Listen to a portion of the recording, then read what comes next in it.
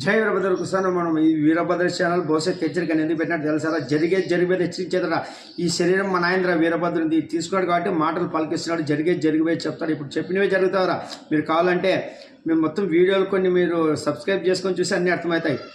మే 4వ తారీఖు ఎలక్షన్ జరుపుకోకుండా ముందరే మా నాయన హెచ్చరించినాడు. రాబో రోజుల్లో టీడీపీది విజయము, కుటుంబ విజయము, డిప్యూటీ సీఎం పదవి అయ్యారత పవన్కు ఉంది. ఇవన్నీ అన్నీ చెప్పినారా? ముందు నుంచి అన్నీ హెచ్చరిస్తున్నాడు. మీరు కావాలంటే గమనించండి.